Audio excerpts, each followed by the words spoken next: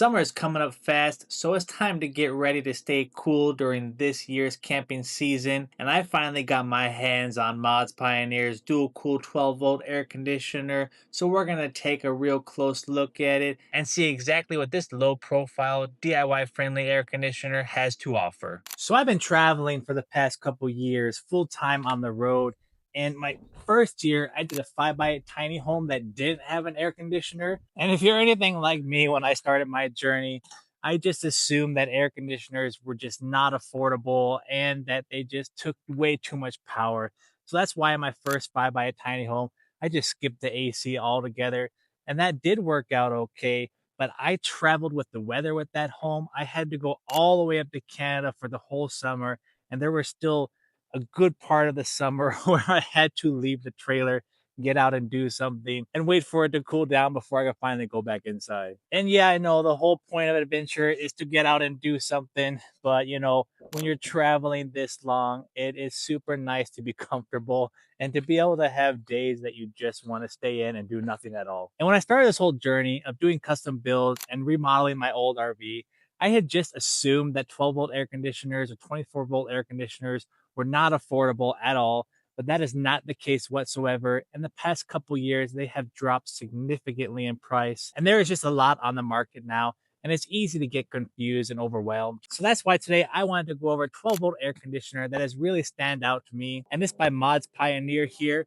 So we're going to do a quick unboxing, go over the features, go over some power consumption, and just kind of go over some misconceptions and realistic expectations about 12-volt air conditioners in general. And I just want to show you what comes in the box real quick.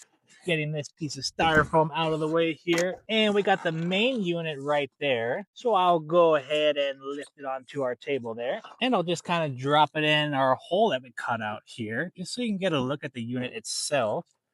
And boom, nice fit. And here's what the Mods Pioneers 12-volt air conditioner looks like right out of the box here. It's a nice sleek white design with little black accents on the side with the DualCool logo right there. And just remove some of this plastic here.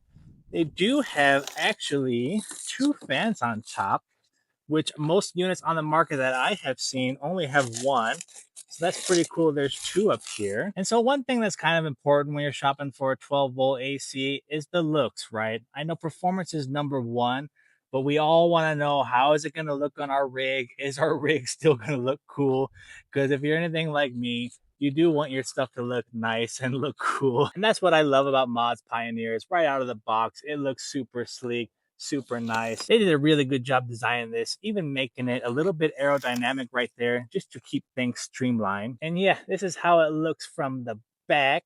You do have your included power cord here, and as you can see, they do already have the fuse for you, so you don't actually need anything else. You can plug this in directly to your batteries and you're good to go. You're already protected with that fuse there. And continuing on with the Mods Pioneer styling here, I'm going to go ahead and flip the unit over just to give you a close and detailed look of what it actually looks like from the inside, because that's what you're going to see, right? You're always going to be looking at the control panel, looking at the setting buttons, and that's pretty important for what it's going to look like inside your rig as well.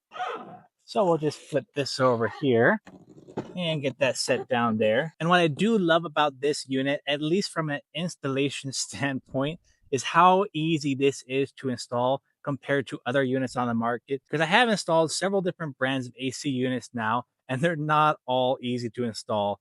Having this unit all at one piece here is going to make the install super convenient, because all you have to do is drop it into the spot. On other units, the control panel is going to be several different pieces. There's going to be wires going this way and that way, and you're going to have to make sure that you plug in all those wires correctly, get the unit all lined up, pushed up to the top, screwed in, and that makes it a little bit of a pain. So having the control unit all set up and done for us right here, it's going to make it super easy to install. Now, pretty much every 12-volt air conditioner on the market looks a little bit different from the control panel standpoint here.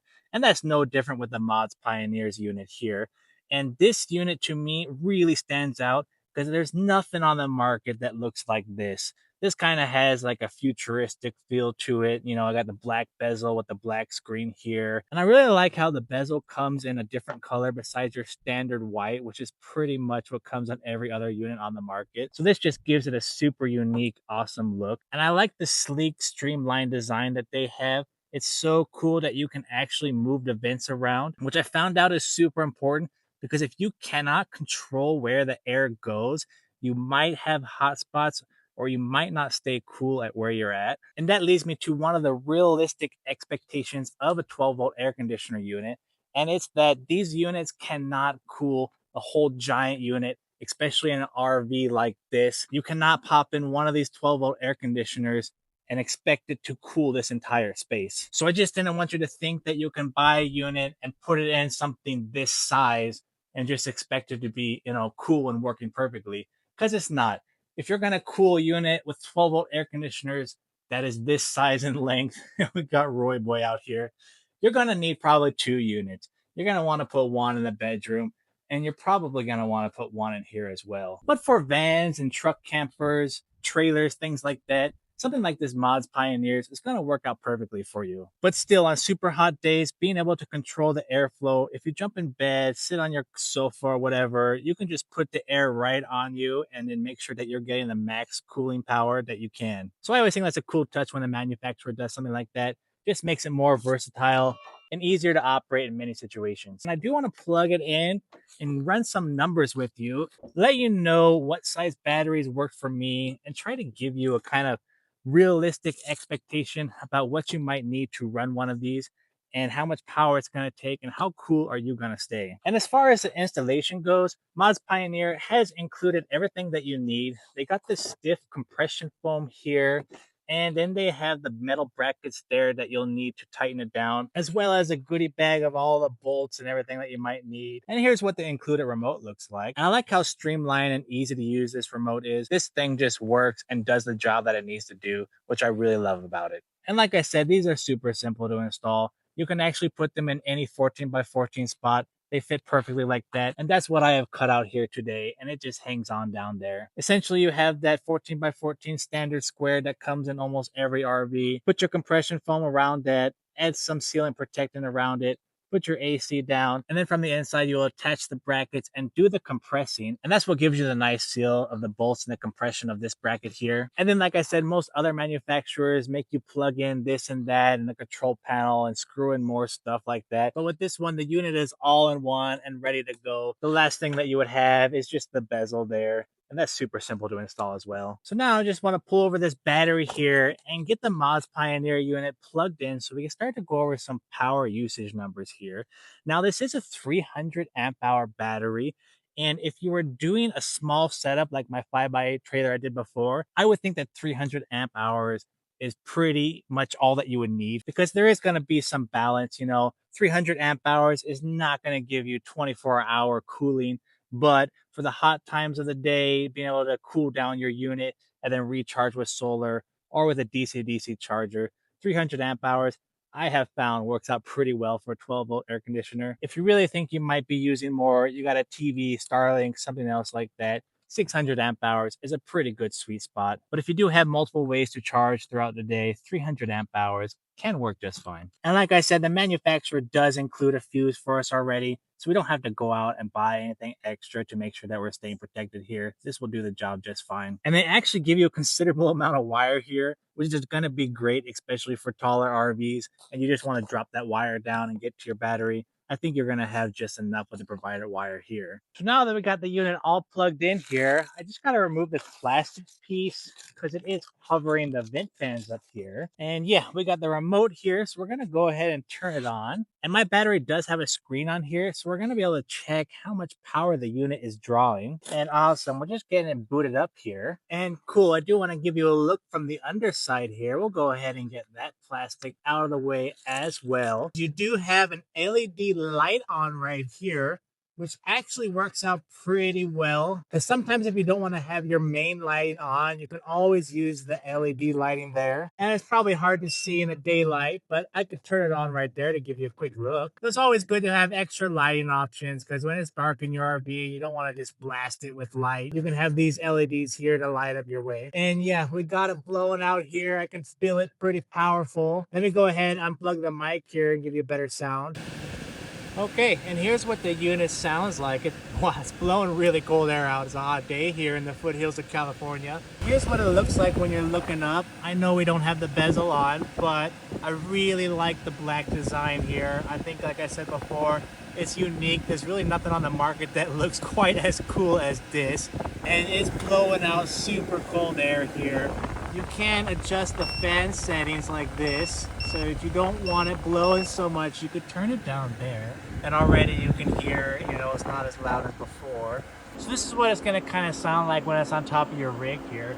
And I'm about, let's say, arm's reach away. This is what it sounds like. And this is, blowing on super turbo cold mode, and it is not loud at all. I would have to say this unit is a bit quieter than other units I've tested, which is actually quite important because, when you're in the city and stuff and you're trying to stealth camp in your van or truck camper, you don't want, super loud AC letting everyone know, hey, I'm in here. Now, I did want to go over the power consumption because that was a big misconception that I had, especially when starting my journey with 12-volt air conditioners like this one, is that you needed a giant battery bank to power it. And that's simply not true. With 300 amp hour battery bank and multiple ways to charge, that is probably the sweet spot for running something like this. But if you're traveling around, going down to Baja seasonally or going up to Canada, things like I do, this is probably going to be just enough. If you are running a TV, PlayStation, Starlink, you're probably going to want to upgrade to 600 amp hour batteries. Going up to 900 or more, that is a bit excessive in my opinion, at least if you're charging by driving and things like that. And that's just kind of what I wanted to show here is how much power it's actually going to take. And sometimes I think people don't consider about these units is that you actually can just use fan mode here and you don't have to run the compressor. But having the ability with that swinging vent there and when it's cooler out, just sucking in that nice cool air with fan mode, you're not really going to pull that much power. Rooftop fans in general don't take that much. We're barely pulling 1 amp right here. So don't forget that you can also use it as a fan and that will just save you a ton of power. I spent about an hour cycling through eco mode and turbo mode to try to pull some numbers off the battery here. And consistently on eco mode, I was pulling about 29, 30 amps. And on a full charge, we'd probably get about 10 hours of usage on this 300 amp hour battery. Now on turbo mode, it was pulling about 40 amps, 43 amps, so a bit higher.